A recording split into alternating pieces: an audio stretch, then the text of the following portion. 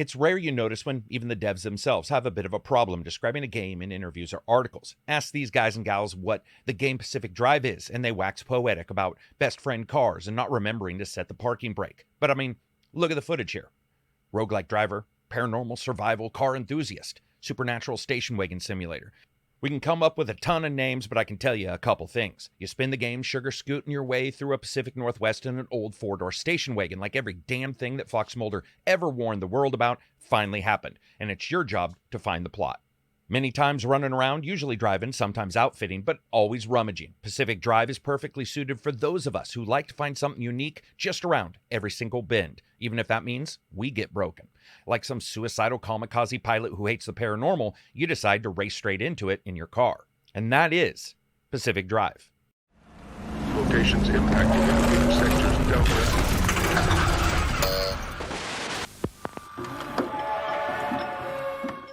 If you've ever played any scavenger game, any inventory management title that had you Tetris piece in your cardboard boxes or beat up knapsacks so that you could fit in one more dangerously sharp object next to a mason jar filled with flammable chemicals, you have a good starting point for what Pacific Drive does. My time with the preview rolled out quickly, getting me started exploring the world in my temporary danger depot on wheels. It's a four-door long-bodied station wagon, which means it looks like something the Brady Bunch drove around and has minus 20 coolness stat directly to your chances to get a date. It's not even cushy inside, but it's roomy enough for you to fill it with stuff you find and enough gadgets to make it look like a stunt car from Ghostbusters.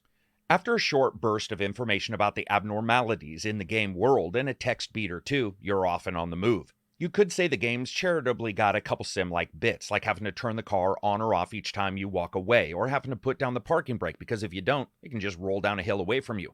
Pacific Drive marries the excellence of its atmosphere with the utility of what you find along the way perfectly.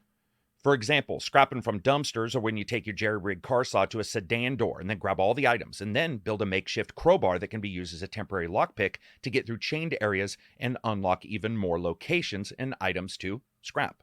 Then you leap back into the car and keep on tracking locations. Each place is an abnormality that's temporary in nature, so it's not huge. In fact, the developers have created it to feel like a Sunday drive. It's just that this Sunday drive involves a location where Gordon Freeman has actually screwed everything up.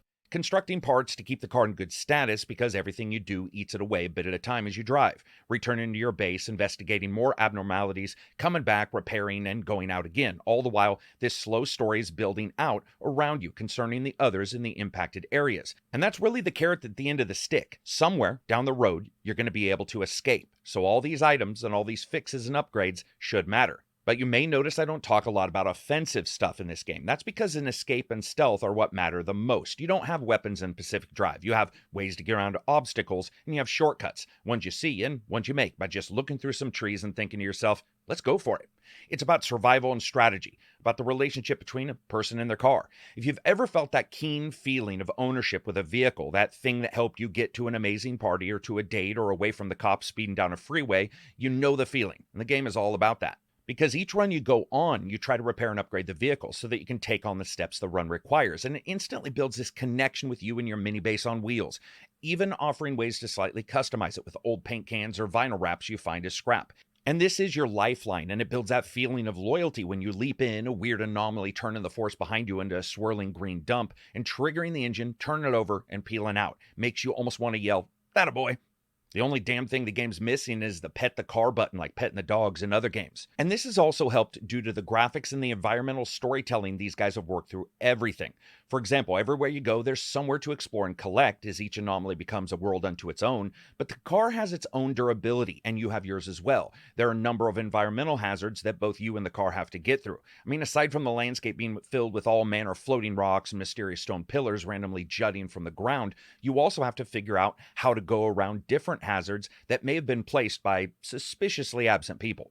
And to keep it all feeling like one piece, they have some great design chops that they've done here. For example, you can repair your car in the field to extend your time out. And there's a readout for the car's shield and tires and sides and durability that can actually be seen through the window to the inside so you don't have to leap in. There's something almost intimate about the way the game works. This continues with little touches like the readout of the map and the locations that are on the right in the passenger seat. And you need to look over to it versus, say, having a HUD. In fact, everything in the car is very Buckaroo Banzai quasi James Bondish, filtered through Ghostbusters. Each part is like that, and that means it feels like an immersive sim in more ways than I expected. Powering up the travel system in your beat-up car via arcane items you find in the game world in the passenger seat. Remind you there's a passenger door in a lot of these games anyway, because most of us go through the driver's side. But here, if you forget to close the door's just flopping all over the place, swinging around and open as you drive. Powering over a hill and hitting too hard sees the car taking more and more damage, sometimes flattening tires and making handling the car almost impossible as it fishtails even in the shallowest mud. While you're usually driving, you still have to go out and do these jobs, smash items, sneak through these creepy empty homes, and return back to your base. There's a pervasive sense of dread as you explore, almost akin to what I said before, Half-Life. The stark realization that what little life you see may not be friendly and what you don't see for sure isn't. There's an almost Venus flytrap kind of level design going on here, slowly going in deeper, each step offering something tantalizing and possibly mysteriously useful. But the deeper you go, the more things get dangerous.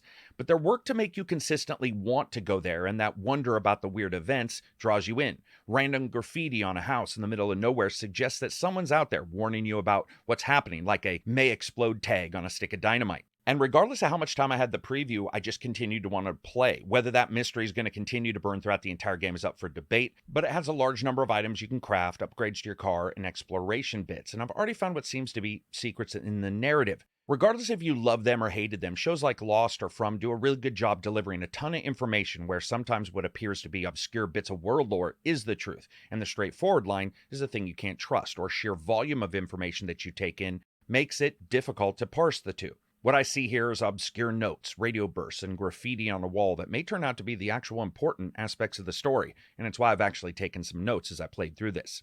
It also absolutely helps that this is a series of over-the-top, overarching worldviews that are fully voiced. The stories are actually delivered well for something that could feel very solitary as a game. There is that stretch or two of loneliness as you find a long line of buildings that keep you moving forward into the darker forest, tantalizing you. But then one of the people's voices pops up to tell you something, and it reminds you that at least someone else is out there. It can feel very Firewatch-like at those times. This is easily one of the more enjoyable previews I've had the pleasure of just hammering through, consistently feeling an odd bit of nostalgia for my first car, mixed with experiences in prior games like those where collecting items is important, but the analog and digital feeling of everything melds perfectly together with the creepiness and the solitary feeling as you explore. So far, it's been less ride or die, and more ride and die, but I'm all for that. Thanks for watching the preview. If you get a chance, check out the channel, subscribe. Got more previews coming this week and in just a couple hours. Subscribe.